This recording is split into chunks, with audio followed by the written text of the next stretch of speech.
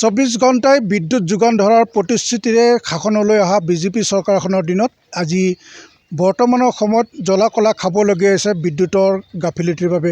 মই বৰ্তমান উপস্থিত আছোঁ বালিপৰাৰ যি কচুবিল গাঁৱৰ ৰাইজে আজি বিদ্যুতৰ লুকা-ভাকুৰ বাবে আজি জ্বলা-কলা খাবলগীয়া হৈছে। স্থানীয় ৰাইজ আৰু ছাত্ৰ ছাত্ৰীসকলে বিশেষ অসুবিধাৰ সন্মুখীন হ'বলগীয়া হৈছে বিদ্যুতৰ লুকা-ভাকুৰ বাবে। মই সেই গাঁৱৰ ৰাইজ আজি ক্ষুব্ধ হৈ পৰিছে, কাৰণ যোৱা 2 মে'ৰ পৰা বিগত 10 দিন ধৰি তেওঁলোকে বিদ্যুৎ সেৱাৰ পৰা বঞ্চিত হৈ আছিল আৰু তাৰ পৰৱৰ্তী সময়ত 3 দিন ধৰি তেওঁলোক বিদ্যুৎ সেৱাৰ পৰা বঞ্চিত হৈ থাকিবলগীয়া হৈছিল, যাৰ বাবে আজি তেওঁলোক ক্ষুব্ধ। এই কচুবিল গাঁৱৰ ৰাইজ আজি তেওঁলোকে যি বালিপৰা উপ সংমণ্ডল কাৰ্যালয় আছে তেওঁলোকৰ বিৰুদ্ধে আজি তেওঁলোকে ক্ষোভ প্ৰকাশ কৰিবলৈ এইদৰে প্ৰকৃতিৰ বাধা নেওচি তেওঁলোক আজি ওলাই আহিছে। এইখন গাঁৱৰ ৰাইজ আজি তেওঁলোক অতি অতিষ্ঠ হৈ পৰিছে। উৎকট গৰমৰ সময়ত তেওঁলোক আজি যিধৰণে বিদ্যুৎ সেৱা লাভ কৰিব লাগিছিল তেনেদৰে লাভ কৰা নাই আৰু বৰঞ্চ তেওঁলোকে যি বিদ্যুৎ মাচুল সময়ত পৰিশোধ কৰি আহিছে। মোৰ সৈতে স্থানীয় ৰাইজ আছে। প্ৰথমে মই কথাখিনি জানিব বিচাৰিম কিমান অতিষ্ঠ হৈছে এইখন গাঁৱৰ ৰাইজ আৰু বৰ্তমানৰ সময়ত কালিৰ পৰা এতিয়ালৈকে যি 12 ঘণ্টা সময় পাৰ হৈ গ'ল, এতিয়ালৈকে কিন্তু বিদ্যুৎ সেৱাৰ পৰা তেওঁলোক বঞ্চিত হৈ আছে। মোৰ সৈতে ইয়াৰে স্থানীয় এজন যুৱক আছে, মই তেখেতৰ পৰা সকলো কথাখিনিয়ে জানিব বিচাৰিম কিমান অতিষ্ঠ হৈছে। উৎকট গৰমৰ সময়ত আপোনালোক আজি লাইনৰ পৰা বঞ্চিত হ'বলগীয়া আছে, কি ক'ব? ছাৰ, প্ৰথমে আপোনালোক আমাৰ কচুবিল গাঁৱলৈ আহি আমাৰ যি মৰ্মবেদনা উপলব্ধি কৰিবলৈ যি আহিছে তাৰ বাবে আপোনালোকক ধন্যবাদ জনাইছোঁ। প্ৰথম কথা হ'ল আমাৰ বিদ্যুৎ অতিকৈ জৰুৰী। আজি জানে বিদ্যুৎ আপোনাৰ নহ'লে কেনেধৰণৰ অৱস্থাত আমি পাৰ কৰিবলগীয়া হয়। বিগত যি আপোনাৰ মে' মাহ, এই মে' মাহত আমি মাত্ৰ 15 দিন বিদ্যুৎ পাইছোঁ। একেৰাহে 10 দিন কোনো ধৰণৰ ইয়াত বিদ্যুতৰ ব্যৱস্থা নাই। আমি বালিপৰা উপসংমণ্ডলৰ যিগৰাকী আমাৰ কাৰ্যবাহী বিষয়া আছে তেখেতৰ লগত বাৰম্বাৰ যোগাযোগ কৰিছোঁ। তেখেতে আজি দিম, কাইলৈ দিম বা অমুকত এনেধৰণৰ কিবা এটা অজুহাত দেখুৱাই পেলাই প্ৰায় 10 দিন যেতিয়া আমাৰ বিদ্যুৎ নাথাকিল, তাৰপাছত আমি তেখেতক বহুত ৰিকুৱেষ্ট কৰাৰ পাছত লাইন আহিছে। আজি চাওক আপুনি, এদিন বিদ্যুৎ নাথাকিলে আমাৰ কিমান সমস্যা হয়, তো 10 দিনলৈকে আমি আপোনাৰ লাইনৰ পৰা বঞ্চিত হৈ আছোঁ। আমাৰ স্কুলীয়া কণ ছাত্ৰ ছাত্ৰী আছে, ঘৰত বৃদ্ধ পিতৃ মাতৃ, অসুখীয়া ৰোগীয়া বিভিন্ন ঠাই থাকে।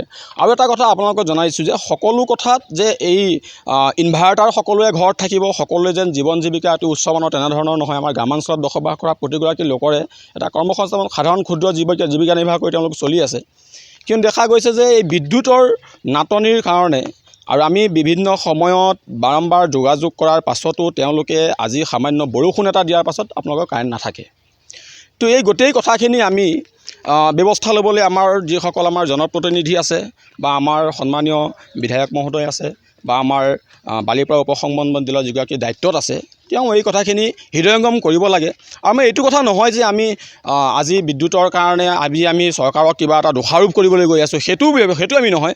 আমাৰ যিটো অসুবিধা, সেই অসুবিধাটো যদি আমি কোৱাৰ পাছত যদি কোনোবাই যদি ভাবে যে আমি চৰকাৰক বদনাম কৰিছোঁ, এই বিষয়টো কিন্তু আমি সেইটো বিষয় লৈ আপোনালোকে সেইটো নিশ্চিন্ত থাকক, সেইটো আমি কোনো কৰিব যোৱা নাই।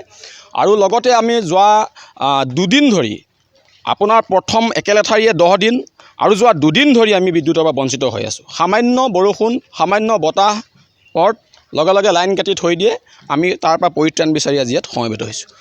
মোৰ সৈতে এগৰাকী স্থানীয় মহিলা আছে। বাইদেউ, আপোনালোকেও বহুত অসুবিধাৰ সন্মুখীন হ'বলগীয়া হৈছে, কি ক'ব? বহুত অসুবিধা হৈছে, পানীৰ সমস্যা, ঘৰত পঢ়া পোৱালি আছে, সৰু পোৱালি আছে, পোৱালি পৰীক্ষা পাইছেহি, ফাৰ্ষ্ট ইউনিট টেষ্ট। কাৰেণ্টেই নাথাকে, আধা ঘণ্টা বৰষুণ দিলেও কাৰেণ্টটো কাটি থৈ দিয়ে। আধা ঘণ্টা বৰষুণ দিলে দিনভৰ কাৰেণ্ট কাটে। তেনেকৈতো নহয়। ইমান দিন কাৰেণ্ট নাছিলে, পানী খাবলৈ ইমান, খোৱা পানীখিনিহে কিনি খাম, বাকী পানীখিনি আমি ক'ৰ পৰা পাম? পানীৰ ইমান সমস্যা হৈছে, বাৰে বাৰে ইমান কাৰেণ্টৰ মানুহক ফোন কৰোঁ, আধা ঘণ্টাৰ পিছত দি আছোঁ, 1 ঘণ্টাৰ পিছত দি আছোঁ বুলি কয়, নাই 10 দিন নাই, তাৰপিছত এয়া 2 দিন হ'ল নায়েই কাৰেণ্ট। এইদৰে তেওঁলোকে আজি ক্ষোভ প্ৰকাশ কৰিছে যে কিমান যন্ত্ৰণাৰ মাজত আজি তেওঁলোকে বসবাস কৰিবলগীয়া আছে, কাৰণ বিদ্যুতৰ লুকা-ভাকুৰে তেওঁলোকক অতিষ্ঠ কৰি তুলিছে। বিশেষকৈ ছাত্ৰ ছাত্ৰীসকলে অধ্যয়নৰ ক্ষেত্ৰত আজি তেওঁলোকে বাধাৰ সন্মুখীন হ'বলগীয়া হৈছে। সেয়া যি কি নহওক, 24 ঘণ্টাই বিদ্যুতৰ যোগান ধৰাৰ প্ৰতিশ্ৰুতি দি যিখন চৰকাৰ বৰ্তমানৰ সময়ত চলি আছে, এই চৰকাৰখনে এই কচুবিল অঞ্চলৰ ৰাইজক পৰৱৰ্তী সময়ত কি ধৰণে বিদ্যুতৰ যোগান ব্যৱস্থা কৰে সেয়া সময়ত হ'ব অতি লক্ষণীয়।